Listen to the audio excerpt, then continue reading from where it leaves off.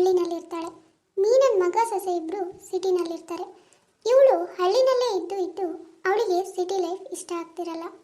ಆದರೂ ಒಂದ್ಸರಿ ಮಗನ ಒತ್ತಾಯಕ್ಕೆ ಸಿಟಿಗೆ ಹೋಗಬೇಕು ಅಂದ್ಕೊಂಡಿರ್ತಾಳೆ. ಟಾಮಿ, ನಿನ್ನ ಅಣ್ಣ ಯಾವಾಗಲೂ ಸಿಟಿನಲ್ಲಿರೋ ನಮ್ಮನೆಗೆ ಬಾ ಅಮ್ಮ ಅಂತ ಕರೀತಾ ಇರ್ತಾನೆ ಕಣೋ. ಅದಕ್ಕೆ ಈ ಸರಿ ನಾನು ಹೋಗಿ ಬರ್ತೀನಿ ಆಯ್ತಾ? ನೀನು ಚಿಕ್ಕಪ್ಪನ ಮನೇಲಿರೋ, ಹುಷಾರು. ಮೀನಾ ತಾನು ಅನ್ಕೊಂಡಾಗೆ ಸಿಟಿನಲ್ಲಿರೋ ಮಗನ ಮನೆಗೆ ಬರ್ತಾಳೆ. ಮಗನ ಮನೆಗೇನೋ ಬಂದಾಯ್ತು. ಇನ್ನ ಸೊಸೆ ಜೊತೆ ಹೇಗಿರ್ತಾಳೆ ಅನ್ನೋದನ್ನ ನಾವು ನೋಡೋಣ ಬನ್ನಿ. ರಾಶಿ, ಲೇ ರಾಶಿ, ಗಂಟೆ 12 ಆಯ್ತು, ಇನ್ನು ಮಲ್ಗೆ ಇದೆಯಲ್ಲೇ? ನಮ್ಮ ಹಳ್ಳಿ ಕಡೆ ಇಷ್ಟೊತ್ತಿಗೆ ಒಂದಾಳ್ ಸಂಬಳ ದುಡ್ಕೊಂಡ್ ಬರ್ತಾರೆ. ನೀನ್ ನೋಡಿದ್ರೆ ಸೋಮಾರಿ ತರ ಇನ್ನು ಮಲ್ಕೊಂಡೇ ಇದೆಯಲ್ಲೇ? ಎದ್ದೇಳ ಮೇಲೆ. ಏಯ್, ಏನೇ ನಿನ್ ವೇಷ? ಅರೆ ಬರೆ ಬಟ್ಟೆ ಹಾಕೊಂಡು, ಕತ್ತಲ್ ಸರ ಇಲ್ಲ, ಹಣೆಲ್ ಬೊಟ್ಟಿಲ್ಲ, ಕೈಯಲ್ಲಿ ಬಳೆ ಇಲ್ಲ, ಏನೇ ಇದು ನಿಂದು ಅವತಾರ? ಅದು ಅತ್ತೆ, ಇದು ನೈಟ್ ಡ್ರೆಸ್ಸು. ನೈಟ್ ನಿದ್ದೆ ಮಾಡುವಾಗ ಎಲ್ಲ ಹಾಳಾಗುತ್ತೆ ಅಂತ ತೆಗ್ದಿಟ್ಬಿಟ್ಟು ಮಲಗ್ತೀನಿ. ಏನೇ ಹಾಳಾಗುತ್ತೆ ನಿನ್ ತಲೆ? ನಾವೆಲ್ಲ ಹಾಕೊಂಡು ಮಲಗಿಲ್ವೇನೆ? ಇಷ್ಟು ವರ್ಷ ಆಯ್ತು ಮದ್ವೆ ಆಗಿ, ಎಲ್ಲಾನು ಚೆನ್ನಾಗೇ ಇದೆ. ಅಲ್ಲ ಕಣೆ, ಗಂಡನ ಆಯಾಸ ಎಲ್ಲ ಕೋರ್ಕೊಳ್ಳೋರು ಯಾರು ತೆಗ್ದಿಟ್ಟು ಮಲಗ್ತಾರೇನೆ? ಸಿಟಿಗೆ ಬಂದಿದ್ದು, ಇಲ್ಲಿಗೆ ಬಂದಾಗಿಂದ ತಾಳಿ ಗಂಡ ಅಂದ್ರೆ ಸ್ವಲ್ಪನೂ ಬೆಲೆ ಇಲ್ಲ ನಿಮ್ಗೆಲ್ಲ. ಹೊತ್ತು ಹುಟ್ಟಿ ನೆತ್ತಿಗೆ ಬಂದ್ರು ಎದ್ದೇಳಲ್ಲ, ಹೊತ್ತು ಮುಳುಗಿದ್ರು ಮಲಗಲ್ಲ ಯಾರು. ಅಯ್ಯೋ ಅತ್ತೆ, ಡೈಲಿ ಆಫೀಸಿಗೆ ಬೆಳಗ್ಗೆ ಬೇಗ ಎದ್ದು ಹೋಗ್ತೀವಲ್ಲ, ಅದಕ್ಕೆ ಸಂಡೇ ಒಂದಿನ ಲೀವ್ ಇರುತ್ತೆ, ನಿದ್ದೆ ಮಾಡೋಣ ಅಂತ ಮಲಗಿದ್ದೆ. ಆದ್ರೆ ನನ್ನ ನಿದ್ದೆನೆಲ್ಲ ಹಾಳು ಮಾಡ್ಬಿಟ್ರಿ ನೀವು. ಅಲ್ಲ ಕಣೆ, ಮನೆ ಹೆಣ್ಮಕ್ಳು ಇಷ್ಟೊತ್ತೆಲ್ಲ ಮಲಗಿದ್ರೆ ದರಿದ್ರ ಕಣೆ ಮನೆಗೆ. ಬೆಳಗಾಗೋದ್ರೊಳಗೆ ಎದ್ದೇಳ್ಬೇಕು.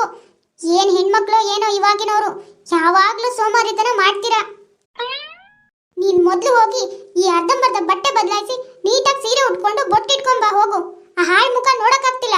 ಬೇಗ ಹೋಗಿ ರೆಡಿಯಾಗಿ ಬಂದು ತಿಂಡಿ ಮಾಡು, ನನಗೆ ತುಂಬಾ ಹಸಿವಾಗ್ತಿದೆ. ಇರಿಯತ್ತೆ, ಝೊಮ್ಯಾಟೊನಲ್ಲಿ ಆರ್ಡರ್ ಮಾಡ್ತೀನಿ.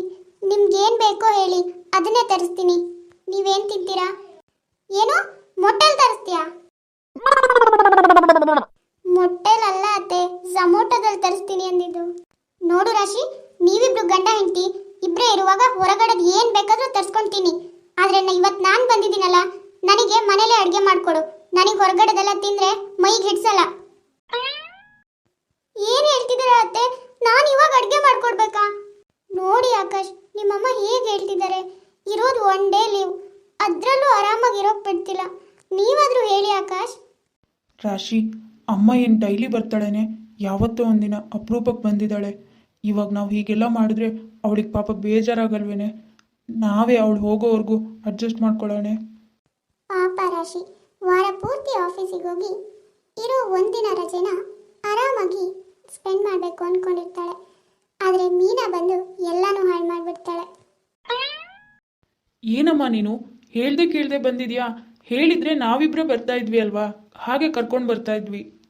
ಹೇಳ್ದೆ ಕೇಳ್ದೆ ಬಂದಿದ್ದಕ್ಕೆ ಸೊಸೆ ಯಾವ ವೇಷದಲ್ಲಿದ್ದಾಳೆ ಅಂತ ಇವತ್ತು ಗೊತ್ತಾಗಿದ್ದು ನನಗೆ. ಇಲ್ಲ ಅಂದ್ರೆ ಗೊತ್ತೇ ಆಗ್ತಿರ್ಲಿಲ್ಲ. ಅದು ಏನು ವೇಷನೋ ನೀನು ಹೆಂಡ್ತಿದು? ಅರ್ಧಂಬರ್ಧ ಬಟ್ಟೆ ಹಾಕೊಂಡಿದ್ದಾಳೆ, ಕೈಯಲ್ಲಿಲ್ಲ, ಕಾಲಲ್ಲಿಲ್ಲ, ಬೋರ್ಡ್ ಬಸಕ್ಕನ್ ಥರ ಇದ್ದಾಳೆ. ನೀನಾದ್ರೂ ಹೇಳೋದಲ್ವೇನೋ? ಅದು ಅಮ್ಮ, ಇಲ್ಲೆಲ್ಲ ನೈಟ್ ಡ್ರೆಸ್ ಹಾಗೆ ಇರುತ್ತಮ್ಮ, ಅದನ್ನೇ ಹಾಕೋದು ಎಲ್ರು. ನೋಡೋ, ಯಾರು ಹಾಕೋತಾರೆ ಅಂತ ನಾವು ಹಾಕೊಳ್ಳೋದಲ್ಲ. ನಮ್ಗೆ ಸ್ವಲ್ಪ ತಲೆಗೆ ಬುದ್ಧಿ ಇರಬೇಕು. ಎಲ್ಲೇ ಇದ್ರೂ ಮೈ ತುಂಬ ಬಟ್ಟೆ ಹಾಕೊಳ್ಳೋದು ಕಲಿಬೇಕು. ಸಿಟಿಗೆ ಬಂದಿದ್ದು ಬಂದಕ್ಕೂ ನಿಮ್ದೊಂದು ಶುರುವಾಗ್ಬಿಡುತ್ತೆ. ಕೈಗೆ ಹಾಕಲ್ಲ, ಮೈಗೆ ಹಾಕಲ್ಲ, ಅರ್ಧಂಬರ್ಧ ಬಟ್ಟೆ ಹಾಕೊಂಡು ಫ್ಯಾಷನ್ ಅಂತ ಹೆಸರು ಬೇರೆ ಅದಕ್ಕೆ. ಮೀನಾ ಸಿಟಿಗೆ ಬಂದೋಳೆ ಮಗ ಸೊಸೆ ಇಬ್ಬರಿಗೂ ಕ್ಲಾಸ್ ತಗೋತಾಳೆ. ರಾಶಿ ಅತ್ತೆ ಹೇಳ್ದಂಗೆ ಸೀರೆ ಉಟ್ಕೊಂಡು ಅತ್ತೆ ತಿಂಡಿ, ಕಾಫಿ, ಅದು ಇದು ಅಂತ ಎಲ್ಲ ಮಾಡ್ತಾನೆ ಇರೋ ಒಂದಿನ ರಜೆನೂ ಕಳೆದೋಗುತ್ತೆ. ಇನ್ನೇನು ಸಂಡೇ ಮುಗಿದ್ಮೇಲೆ ಮಂಡೇ ಬಂದೇ ಬರುತ್ತೆ. ಮಂಡೇ ಬಂದಮೇಲೆ ಆಫೀಸಿಗೆ ಹೋಗಲೇಬೇಕು. ಹಾಗಾಗಿ ರಾಶಿ ಮತ್ತು ಆಕಾಶ್ ಇಬ್ರು ಆಫೀಸಿಗೆ ರೆಡಿಯಾಗಿ ಹೊರಡ್ತಾರೆ. ಏಯ್, ಏನ್ರೋ ಇಬ್ರು ಹೊರಟು ನಿಂತಿದ್ದೀರಾ? ಹೌದಮ್ಮ, ವಾರದಲ್ಲಿ ಒಂದೇ ದಿನ ರಜೆ ಇರೋದಲ್ವಾ? ಸರಿ ಅಮ್ಮ, ನಮಗೆ ಟೈಮ್ ಆಯಿತು, ನಾವು ಆಫೀಸಿಗೆ ಹೋಗಿ ಬರ್ತೀವಿ. ನೀನು ಹುಷಾರಾಗಿರು, ಮನೇಲೇ ಇರು, ಎಲ್ಗೂ ಹೋಗಬೇಡ. ಹೌದು ಅತ್ತೆ, ಊಟ ತಿಂಡಿನೂ ಎಲ್ಲ ರೆಡಿ ಮಾಡಿಬಿಟ್ಟು ಫ್ರಿಜ್ಜಲ್ಲಿ ಇಟ್ಟಿದ್ದೀನಿ. ನೀವು ಆಮೇಲೆ ನಿಧಾನ ತಿನ್ಕೊಳ್ಳಿ ಆಯಿತಾ? ಹಾಗೆ ಹಣ್ಣೇನಾದರೂ ಬೇಕು ಅಂದರೆ ಅದರಲ್ಲೇ ಇಟ್ಟಿದ್ದೀನಿ, ತಗೊಳ್ಳಿ. ಸರಿ ಅತ್ತೆ, ನಾವು ಆಫೀಸಿಂದ ಬೇಗ ಬರ್ತೀವಿ. ಸಂಜೆ ನಾವಿನ್ನು ಹೊರಡ್ತೀವಿ. ಏನು, ನಾನು ಒಬ್ಬಳೇ ಇರಬೇಕಾ? ಏನು ಆಕಾಶ್, ಅಪರೂಪಕ್ಕೆ ಬಂದಿದ್ದೀನಿ, ಮಗ ಸೊಸೆ ಜೊತೆ ಇರೋಣ ಅಂತ. ಆದ್ರೆ ನೀವಿಬ್ರು ನನ್ನೊಬ್ಳನ್ನ ಬಿಟ್ಟು ಆಫೀಸಿಗೆ ಹೊರಟಿದ್ದೀರಾ. ನಾನು ಒಬ್ಳೆ ಹೇಗೋ ಇರ್ಲಿ ಇಲ್ಲಿ? ಅಂದರೆ ಏನಮ್ಮ ನೀನು ಹೇಳ್ತಾ ಇರೋದು? ಅಲ್ಲ ಕಣೋ, ನೀವಿಬ್ರು ಹೋದ್ರೆ ನನಗೆ ಮನೇಲಿ ಬೇಜಾರಾಗಲ್ವೇನೋ? ಊರಲ್ಲೂ ನಾನು ಒಬ್ಳೇ ಇರಬೇಕು, ಇವಾಗ ಇಲ್ಲೂ ನಾನು ಒಬ್ಳೇ ಇರಬೇಕೇನೋ? ನಾನು ಊರಿಗೆ ಹೋಗೋವರೆಗೂ ಆದರೂ ರಾಶಿ ಆಫೀಸಿಗೆ ರಜೆ ಹಾಕಿ ಸ್ವಲ್ಪ ದಿನ ನನ್ನ ಜೊತೆಲಿ ಇರ್ಬೋದು ಅಲ್ವೇನೋ? ನನಗೂ ಅವಾಗ ಬೇಜಾರಾಗಲ್ಲ. ಏನು, ನಾನು ರಜೆ ಹಾಕೋದಾ? ಅತ್ತೆ, ನನಗೆ ಬಾಸ್ ಆಗೆಲ್ಲ ರಜೆ ಕೊಡಲ್ಲ. ನೀವೇನು ಹೀಗೆ ಹೇಳ್ತಿದ್ದೀರಾ? ಸಾಕು, ಸುಮ್ಮನೆ ಇರೆ. ಏನಾದರೂ ಒಂದು ಸುಳ್ಳು ಹೇಳಿ ಒಂದು ವಾರ ರಜೆ ತಗೊಳಕ್ಕಾಗಲ್ವೇನೆ? ನಿನ್ನ ತಾಯಿನೂ ಬಂದಿದ್ರೆ ಹೀಗೆ ಒಬ್ರನ್ನೇ ಬಿಟ್ಟು ಆಫೀಸಿಗೆ ಹೋಗ್ತಿದ್ಯಾ? ನನಗೊಂಥರ ನಿಮ್ಮ ತಾಯಿಗೊಂಥರನಾ? ನೋಡು ಎಷ್ಟು ಭೇದ ಭಾವ ಮಾಡ್ತಿದ್ಯಾ ಈಗಲೇ. ಅಮ್ಮ ಏನು ಹೀಗೆ ಹೇಳ್ತಿದ್ಯಾ? ಪಾಪ ರಾಶಿ ಯಾವತ್ತೂ ಹಾಗೆಲ್ಲ ಮಾಡಿಲ್ಲ. ನೀನು ಏನೇನೋ ಕಲ್ಪನೆ ಮಾಡ್ಕೋಬೇಡ ಅಮ್ಮ. ಸಾಕು, ಸುಮ್ಮನೆ ಇರೋ. ನಿನ್ನ ಹೆಂಡತಿನ ವಹಿಸ್ಕೊಂಡು ಬರಬೇಡ. ಹಾಗೆ ಮಾಡದೇ ಇರೋಳಾಗಿದ್ರೆ ಇವತ್ತು ನನ್ನೊಬ್ಳನ್ನೇ ಬಿಟ್ಟು ಆಫೀಸಿಗೆ ಹೋಗ್ತಿದ್ದ ಹೇಳು? ಎಲ್ಲರೂ ಇಷ್ಟೇ. ರಾಶಿ ಏನಾದರೂ ರೀಸನ್ ಹೇಳಿ ಸ್ವಲ್ಪ ದಿನ ಲೀವ್ ತಗೋ. ಸ್ವಲ್ಪ ದಿನ ತಾನೇ ಲೀವ್ ಕೊಡ್ತಾರೆ ಕಣೆ. ಅಮ್ಮ ಯಾಕೋ ತುಂಬ ಬೇಜಾರು ಮಾಡ್ಕೊಂಡಿದ್ದಾಳೆ. ಪಾಪ ರಾಶಿ ಅತ್ತೆಗೋಸ್ಕರ ಹೇಗೋ ಮಾಡಿ ಆಫೀಸ್ನಲ್ಲಿ ಲೀವ್ ತಗೋತಾಳೆ. ಇನ್ನೇನು ಸೊಸೆ ಮನೇಲೇ ಇದ್ಮೇಲೆ ನಮ್ಮೀನ ಸುಮ್ಮನೆ ಇರ್ತಾಳ? ಏನಾದರೂ ಹೇಳ್ತಾನೆ ಇರ್ತಾಳೆ. ರಾಶಿ, ನನ್ಗೆ ಯಾಕೋ ಇವತ್ತು ಬಿರಿಯಾನಿ ಮತ್ತು ಕಬಾಬ್ ತಿನ್ನಬೇಕು ಅನ್ನಿಸ್ತಾ ಇದೆ ಕಣೆ. ತುಂಬ ದಿನ ಆಯಿತು ನೀನು ಮಾಡಿದ ನಾನ್ ವೆಜ್ ಊಟ ತಿಂದೆ. ಮಾಡಿಕೊಡೆ ಇವತ್ತು. ಅಯ್ಯೋ ಅತ್ತೆ, ಚಿಕನ್ ಬಿರಿಯಾನಿ ಮಾಡಲಿಕ್ಕೆ ಚಿಕನ್ನೇ ಇಲ್ಲ. ಆರ್ಡರ್ ಮಾಡ್ತೀನಿ, ಬರೋದು ಸ್ವಲ್ಪ ಲೇಟ್ ಆಗುತ್ತೆ. ನಿಧಾನ ಮಾಡಿಕೊಡ್ತೀನಿ ಆಯಿತಾ? ಏನು, ಚಿಕನ್ ಆರ್ಡ್ರ್ ಮಾಡ್ತೀಯಾ? ಬೇಡ ಕಣೆ, ಅವರೆಲ್ಲ ಎಷ್ಟು ದಿನ ತಂದು ಕೊಡ್ತಾರೋ ಏನೋ. ಅದನ್ನೆಲ್ಲ ತಿಂದು ಏನಾದರೂ ರೋಗ ಶುರುವಾಗಲಿ ಅಂತಾನೇನೆ. ಅದೆಲ್ಲ ಏನು ಬೇಡ. ನೀನು ಹೋಗ್ಬಿಟ್ಟು ಚಿಕನ್ ಅಂಗಡಿಗೆ ಹೋಗಿ ಚಿಕನ್ ತಗೊಂಬ. ಏನು, ಇವಾಗ ಮಾರ್ಕೆಟಿಗೆ ಹೋಗೋದಾ? ಅತ್ತೆ, ಈ ಬಿಸಿಲಲ್ಲಿ ನನಗಂತೂ ಹೋಗೋಕ್ಕಾಗಲ್ಲ. ಆರ್ಡ್ರ್ ಮಾಡೋಣ ಅತ್ತೆ. ಆರ್ಡ್ರ್ ಮಾಡಿದ್ರೆ ಚೆನ್ನಾಗಿರೋ ಚಿಕನ್ನ ತಂದು ಕೊಡ್ತಾರೆ ಅತ್ತೆ. ನೀನೇನು ಹೋಗಿ ನೋಡ್ತೀಯಾ ಹೇಳು? ಅವ್ರು ತಂದು ಕೊಡ್ತಾರೆ, ನೀವು ಮಾಡ್ಕೊಂಡು ತಿಂತೀರಾ. ಅವ್ರೇನು ಹೇಳ್ತಾರಾ ಇಷ್ಟು ದಿನದ್ದು ಇಷ್ಟು ದಿನ ಇಟ್ಟಿದ್ವಿ ಅಂತ? ಏನು ಹೇಳಲ್ಲ, ಮಾಡ್ಕೊಂಡು ತಿಂತೀರಾ. ಅದೆಲ್ಲ ಏನು ಬೇಡ. ನೀನು ಹೋಗ್ಬಿಟ್ಟು ಚಿಕನ್ ತಗೊಂಬ, ಅದರಲ್ಲೇ ನನಗೆ ಮಾಡಿಕೊಡು. ಪಾಪ ರಾಶಿ ಎಷ್ಟೇ ಹೇಳಿದ್ರು ಮೀನಾ ಅವಳ ಮಾತನ್ನ ಒಪ್ಕೊಳ್ಳೋದೇ ಇಲ್ಲ. ಹಾಗಾಗಿ ಆ ಬಿಸಿಲಲ್ಲೂ ರಾಶಿ ಚಿಕನ್ ತಗೊಂಬರಕ್ಕೆ ಹೋಗ್ತಾಳೆ. ಛೇ, ಈ ಅತ್ತೆಗೆ ಎಷ್ಟು ಹೇಳಿದ್ರು ಅರ್ಥನೇ ಆಗಲ್ಲ. ಇವರಿಂದ ನಾನು ಈ ಬಿಸಿಲಲ್ಲಿ ಮಾರ್ಕೆಟಿಗೆ ಬರೋ ಹಂಗಾಯ್ತು. ಇವ್ರು ಯಾವಾಗ ಹೋಗ್ತಾರೋ, ನನಗೆ ಯಾವಾಗ ಇದರಿಂದ ಬಿಡುಗಡೆ ಸಿಗುತ್ತೋ? ಅಯ್ಯೋ ಭಗವಂತ. ರಾಶಿ ಪಾಪ ಬೇಜಾರು ಮಾಡ್ಕೊಂಡೆ ಮಾರ್ಕೆಟಿಗೆ ಹೋಗಿ ಚಿಕನ್ ತಗೊಂಡು ಮನೆಗೆ ಬರ್ತಾಳೆ. ಅತ್ತೆ ಇಷ್ಟಪಟ್ಟ ಹಾಗೆ ಬಿರಿಯಾನಿ ಕಬಾಬ್ ಎಲ್ಲನೂ ಮಾಡಿಕೊಡ್ತಾಳೆ. ಇಬ್ಬರು ಸೇರಿ ಒಟ್ಟಿಗೆ ಊಟ ಮಾಡ್ತಾರೆ. ರಾಶಿಗೆ ತುಂಬ ಸುಸ್ತಾಗಿರುತ್ತೆ. ಹಾಗಾಗಿ ಸ್ವಲ್ಪ ಹೊತ್ತು ಟಿವಿ ನೋಡಿ ಆಮೇಲೆ ಹೋಗಿ ಮಲ್ಕೊಳ್ಳೋಣ ಅಂತ ಟಿವಿ ನೋಡ್ತಾ ಕೂತಿರ್ತಾಳೆ. ರಾಶಿ, ರಾಶಿ ಎಲ್ಲಿದೆಯೇ? ಬಾರೆ ಇಲ್ಲಿ, ಅವಾಗಿಂದ ಕರಿತಾ ಇದ್ದೀನಿ, ಬೇಗ ಬಾರೆ. ಏನು ಮಾಡ್ತಿದೀಯ ಅಲ್ಲಿ? ಅಯ್ಯೋ ರಾಮ, ಈ ಅತ್ತೆಗೆ ಇನ್ನೇನು ಕಡಿಮೆ ಆಗಿದೆಯೋ ಏನೋ, ಮತ್ತೆ ನಾನು ಕರಿತಿದ್ದಾರೆ. ಹಾ ಅತ್ತೆ, ಬಂದೆ. ಏನತ್ತೆ ಕರೆದ್ರಲ್ಲ? ರಾಶಿ, ನನ್ನ ಕಾಲೆಲ್ಲ ತುಂಬ ನೋವು ಕಣೆ. ಯಾಕೆ ಅಂತಾನೆ ಗೊತ್ತಾಗ್ತಿಲ್ಲ. ಹೀಗೆ ಮಾತಾಡ್ತಾ ಮಾತಾಡ್ತಾ ನನ್ನ ಕಾಲು ಸ್ವಲ್ಪ ಹೊತ್ತೆ ಸ್ವಲ್ಪ ನೋವು ಕಡಿಮೆ ಆಗುತ್ತೆ. ಅಲ್ಲ, ಕೆಲಸ ಮಾಡಿರೋದೆಲ್ಲ ನಾನು, ಆದರೆ ಕಾಲು ನೋವು ಮಾತ್ರ ಇವ್ರಿಗಾಗ್ತಿದ್ಯಂತೆ. ಅದು ಅತ್ತೆ, ನನಗೂ ಯಾಕೋ ತುಂಬ ಸುಸ್ತಾಗ್ತಿದೆ. ಸ್ವಲ್ಪ ಹೊತ್ತು ಬಿಟ್ಟು ಕಾಲು ಒತ್ತುತ್ತೀನಿ. ಸಾಕು, ಸುಮ್ಮನೆ ಇರೆ. ನಿನ್ಗೇನು ಸುಸ್ತಾಗತ್ತೆ? ಅಲ್ಲ ಕಣೆ, ನನ್ಗಾದ್ರೆ ವಯಸ್ಸಾಗಿದೆ ಅಂತಾಯ್ತು, ನಿನ್ಗೇನು ಭಾರಿ ವಯಸ್ಸಾಗಿದೆಯೇನೆ, ಸುಸ್ತಾಗ್ತಿದೆ ಅಂತಿದ್ಯಲ್ಲ. ಒಂದು ಸ್ವಲ್ಪ ಹೊತ್ತು ಕಾಲು ಒತ್ತೆ, ಏನೂ ಆಗಲ್ಲ.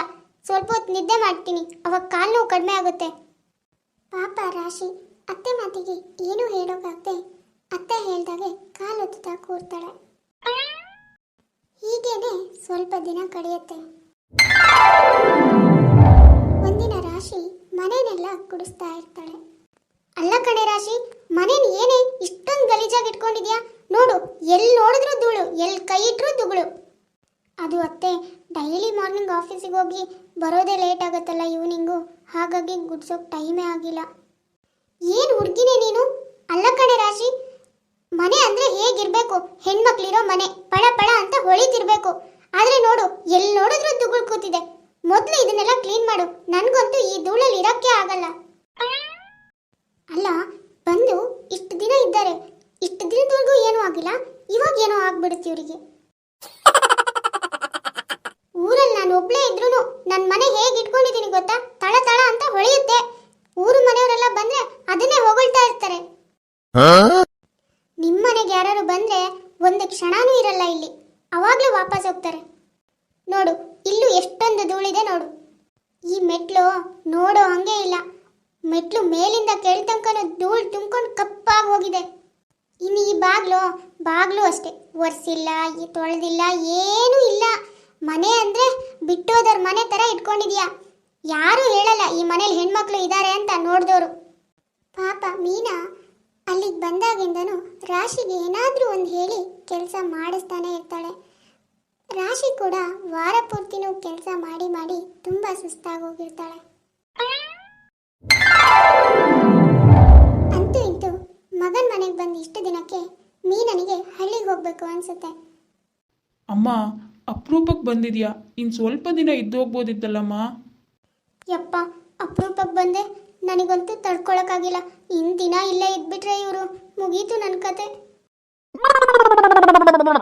ಇಲ್ಲ ಕಣ ಮಗನೆ, ಇಲ್ಲಿಗೆ ಬಂದು ತುಂಬ ದಿನನೇ ಆಯಿತು. ಮನೇಲಿ ದನ ಕರು ಚಿಂಟು ಬೇರೆ ಒಬ್ಬನೇ ಇದ್ದಾನೆ. ಚಿಕ್ಕಪ್ಪನ ಮನೇಲಿ ಬಿಟ್ಟು ಬಂದಿದ್ದೀನಿ. ಪಾಪ ತುಂಬ ನೆನ್ಪು ಮಾಡ್ತಾನೆ. ನಂಗೆ ಮಗ ಸೊಸೆ ಜೊತೆ ಇದ್ದು ನಂಗಂತೂ ತುಂಬ ಖುಷಿ ಆಯಿತು.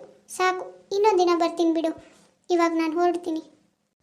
ಅಬ್ಬಾ, ಇನ್ನಂತೂ ಆರಾಮಾಗಿ ನೆಮ್ಮದಿಯಾಗಿರ್ಬೋದು. ಅತ್ತೆ ಒಬ್ರು ಹೋದ್ರೆ ಸಾಕು. ಇನ್ನೇನು ಅತ್ತೆ ಮನೆಗೆ ಹೊರಟ್ರು ಅನ್ನೋ ಅಷ್ಟರಲ್ಲಿ ಮೀನನಿಗೆ ಒಂದು ಫೋನ್ ಬರುತ್ತೆ. ಹಲೋ, ಏನು? ಹೌದಾ? ಅಯ್ಯೋ ರಾಮ, ಇವಾಗ ಏನು ಮಾಡಲಿ ನಾನು? ಏನಾಯ್ತು ಅತ್ತೆ? ಯಾರು ಕಾಲ್ ಮಾಡಿದ್ದು? ನನ್ನ ಪಕ್ಕದ ಮನೆಯವಳು ರಾಶಿ. ಅದೇ ಏನೋ ಕೊರೋನಾ ಅಂತ ಶುರುವಾಗಿದೆಯಂತಲ್ಲೇ, 1 ತಿಂಗಳು ಲಾಕ್ಡೌನ್ ಮಾಡಿದಾರಂತೆ. ನಮ್ಮೂರಿಗೆ ಯಾರೂ ಬರೋ ಹಾಗಿಲ್ಲಂತೆ. ನನ್ನ ಬರಬೇಡ ಅಂತ ಇವಾಗಲೇ ಹೇಳಿದ್ಲು. ರಾಶಿ ಇನ್ನೇನು ಅತ್ತೆ ಹೋದ್ರು ನಾನು ನೆಮ್ಮದಿಯಾಗಿರ್ಬೋದು ಅಂತ ಸಮಾಧಾನ ಮಾಡ್ಕೊಳ್ಳುವಾಗಲೇ ಮತ್ತೊಂದು ಶಾಕಿಂಗ್ ನ್ಯೂಸ್ ಅವಳಿಗೆ ಬರುತ್ತೆ. ನೋಡಿದ್ರಲ್ಲ ವೀಕ್ಷಕರೇ, ಇವತ್ತಿನ ನಮ್ಮ ವಿಡಿಯೋ ಸ್ವಲ್ಪನಾದರೂ ಇಷ್ಟ ಆಗಿದ್ರೆ ಪ್ಲೀಸ್ ನಮ್ಮ ಚಾನಲ್ನ ಸಬ್ಸ್ಕ್ರೈಬ್ ಮಾಡ್ಕೊಳ್ಳಿ, ಲೈಕ್ ಮಾಡಿ, ಶೇರ್ ಮಾಡಿ, ಹಾಗೆ ಕಮೆಂಟ್ ಮಾಡಿ. ಸರಿ ವೀಕ್ಷಕರೇ, ನಾನಿನ್ನ ಹೊರಡ್ತೀನಿ. ನೆಕ್ಸ್ಟ್ ವಿಡಿಯೋದಲ್ಲಿ ಮತ್ತೆ ಸಿಗೋಣ.